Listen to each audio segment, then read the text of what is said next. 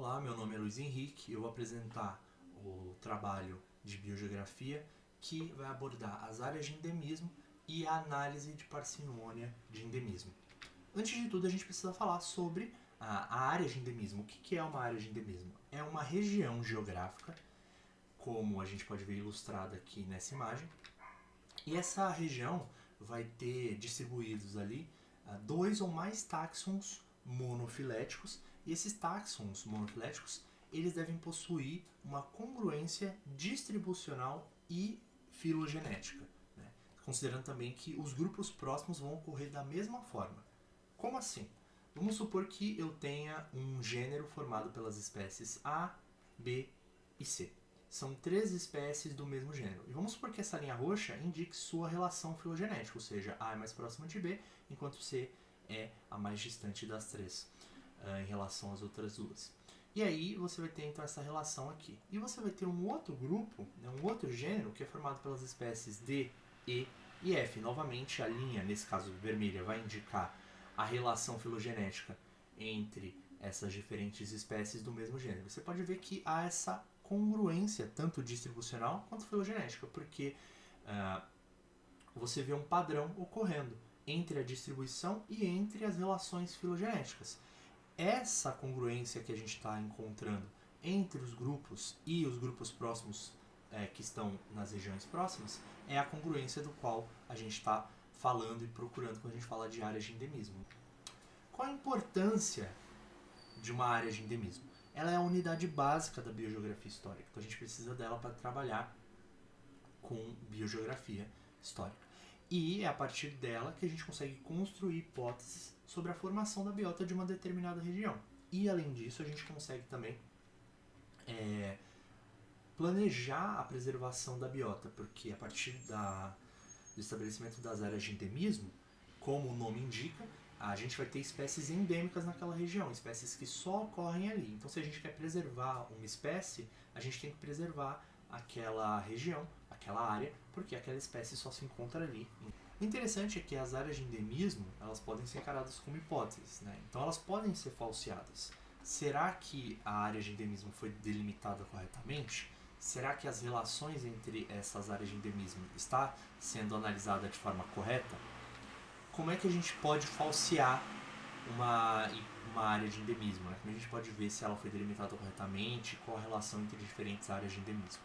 A gente pode usar o método da análise de parcimônia de endemismo, conhecida pela sigla em inglês PAE.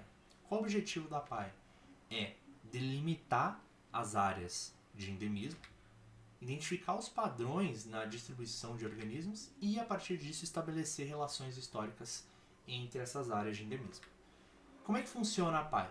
Bom, primeiro a gente vai ter que determinar as áreas, né, que podem ser pontos no mapa, podem ser quadrantes, como a gente vê nesse exemplo aqui, ou podem ser áreas arbitrárias, como aqui a gente tem algumas áreas, né, você pode ver que tem a área desde A, B, C, D, E, F, G, H até o N, são 14 áreas, que são áreas interfluviais, entre os rios da Amazônia, as áreas entre os rios. Então podem ser diferentes tipos de áreas. E a gente pode tentar estabelecer a relação entre essas áreas de forma semelhante ao que a gente vê no estabelecimento de relações filogenéticas, né? Mas como é que a gente estabelece relações filogenéticas, relações entre clados de diferentes organismos?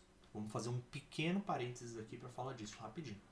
Como é que a gente constrói um cladograma de relação filogenética? Antes de tudo, a gente determina os grupos, né? Então vamos por aqui que nesse exemplo eu tenho 4 espécies, A, B, C e D, e eu quero saber qual espécie é mais próxima de qual a relação entre as espécies. Né? A gente também tem que considerar alguns caracteres, algumas características, então vamos por exemplo, coloração, formato da orelha, presença de chifre, etc. Né? E montar uma tabela relacionando as espécies, os grupos e as características que eles possuem. Então, nesse exemplo aqui, você vai ter nessa primeira coluna os grupos A, B, C, D e E. Eu tenho um grupo externo, que pelo método é um grupo que vai ter a ausência de todas as características. Né? E aqui na primeira linha você vê as características, 1, 2, 3, 4, 5, focinho longo, chifre, etc, etc. E aí você vai marcar se aquela característica está presente naquele grupo ou não. O 0 indica ausência, então a espécie A não tem focinho longo, mas a espécie D, sim. E você vai fazendo assim com todos os outros demais grupos até você preencher totalmente a tabela. E a partir dessa tabela você constrói um cladograma, indicando as relações filogenéticas entre os grupos. Como assim? Bom, a gente pode ver que a espécie A e D devem ser próximas, por quê? Porque elas são as únicas que têm coloração laranja e que também têm orelha longa. Então a gente pode ver na filogenia que C é mais próximo de B e A é mais próximo de... Bom, entendendo isso, a gente pode fechar esse parênteses e ver que na PAI a gente pode estabelecer as relações entre as áreas de forma muito semelhante. O primeiro passo para fazer isso na PAI é você ter dados da ocorrência dos táxons em diferentes áreas. Para essa apresentação aqui, eu vou trazer o trabalho realizado nesse artigo aqui, que vai trabalhar com o método da PAI com primatas da Amazônia. É o trabalho do Silva de 1995. Né? E ele vai usar como áreas as áreas interfluviais, que eu inclusive já cheguei a mostrar, né, o mapa mostrando essas áreas interfluviais, e vai usar, como já dito, taxa de primatas, né, dos macacos do Novo Mundo do clado Platyrrhini, certo? Como, por exemplo, o macaco prego. Bom, a partir do momento que você tem esses dados de distribuição, o que você faz? Você vai construir uma matriz, assim como é feito para estabelecer relações filogenéticas. Então você constrói uma matriz. Nesse trabalho, como eu disse, você vai ter como áreas as regiões interfluviais e como característica a gente vai utilizar a ocorrência de táxons. Né? Então o táxon é uma característica. Se aquele táxon está presente, a gente usa o número 1 para indicar isso. Se ele está ausente, a gente usa o número 0 para indicar sua ausência. E foi o que foi feito no trabalho. No final você obteve essa tabela aqui. Você também vai ter uma área raiz, que é o grupo externo, onde todas as espécies estão ausentes. Por fim, você vai utilizar a matriz para construir o cladograma, né? Mas você pode gerar vários cladogramas a partir dos dados da matriz. Qual que é o cladograma correto? É o cladograma mais parcimonioso. O que é parcimônia? Parcimônia vai basicamente dizer que menos é melhor. Então, o cladograma menos complexo, que demandar menos passos para ser concluído, ele é o mais parcimonioso e provavelmente é o mais correto. Bom, a partir do momento que você fez a PAI, você pode fazer uma comparação entre os cladogramas dos dados de distribuição que você tem com outros cladogramas obtidos a partir de outros dados de distribuição, né? Para buscar esses padrões de congruência e testar se as áreas de endemismo que você obteve a partir da sua PAI estão corretas. Né? E se a gente observar esse padrão, isso pode sugerir que esses processos afetaram diferentes grupos. Então, se diferentes grupos estão distribuídos de forma semelhante, congruente, é possível que um mesmo processo tenha afetado eles, como, por exemplo, um processo de vicariância. Nesse trabalho aqui, que eu utilizei como exemplo do trabalho, se compara informações da distribuição de primatas e também de aves, né, num trabalho do Cracraft de 1991 e de 1994. A PAI dos primatas, ela acabou resultando em duas hipóteses mais parcimoniosas, são essas duas aqui, A e B.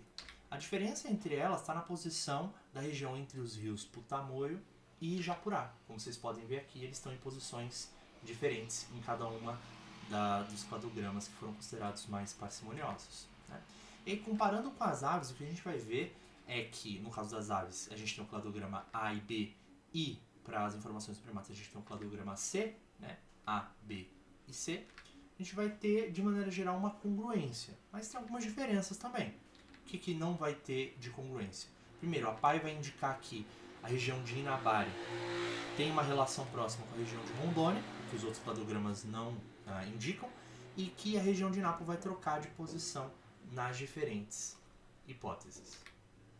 E os três cladogramas propostos, eles diferem também em relação a algumas áreas, que são a Guiana, Rondônia e Inabari. O que o trabalho conclui, ele assume que existem múltiplas histórias, né? E por isso que algumas regiões vão estar duplicadas no trabalho final. Né? Rondônia vai ter A e B, e assim vai acontecer com Guiana e Inabari também. Como que eles explicam isso? Um exemplo seria a região da Guiana, que pela fauna e pela flora, eles indicam que ela foi a primeira a se isolar e que esse isolamento foi quebrado posteriormente, né, e permitiu o fluxo de biota entre essa região com Belém e com Pará, mas que posteriormente houve um novo isolamento da região da Guiana que resultou nisso daqui. Então a gente pode ver como que a PAI permite a gente estabelecer hipóteses para a formação das biotas e da sua distribuição em determinadas regiões. Muito obrigado.